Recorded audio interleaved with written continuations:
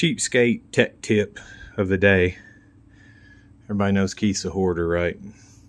Well, I made a custom fuel pump hanger module for my truck that has a Hellcat pump in it.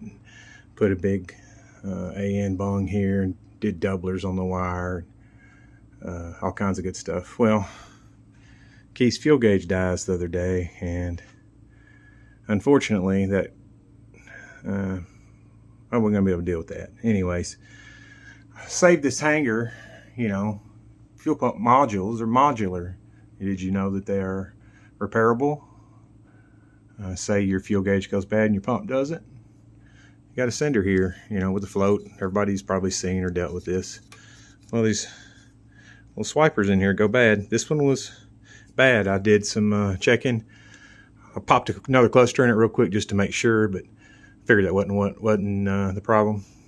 I looked at the fuel gauge and the fuel voltage on the pressure voltage, the pump level voltage on HP tuners, and saw that this, which goes through a bulkhead up in there, then out here on the two center pins, was not working, just like old school stuff.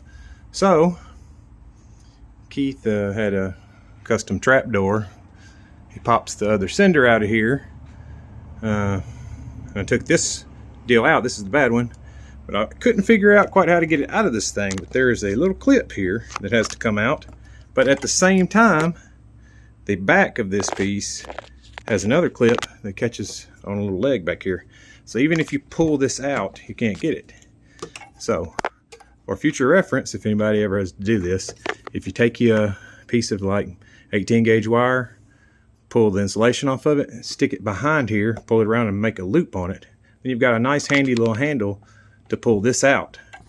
Then you can take behind it with a screwdriver, pop this little tab forwards, it pops right out.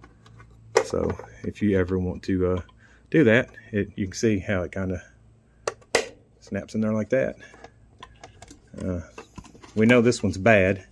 I'm gonna put this in my hoarded up pile of nonsense because I might have to have a plug off of it one day or something. I don't know. I cannibalized it. I also broke the tank pressure sensor, so I had to rob this one and put it in mine. But now mine is all back and running. But that's reason number 369 why Keith never throws anything away and is a horrible pack rat. All right, y'all have a good Friday.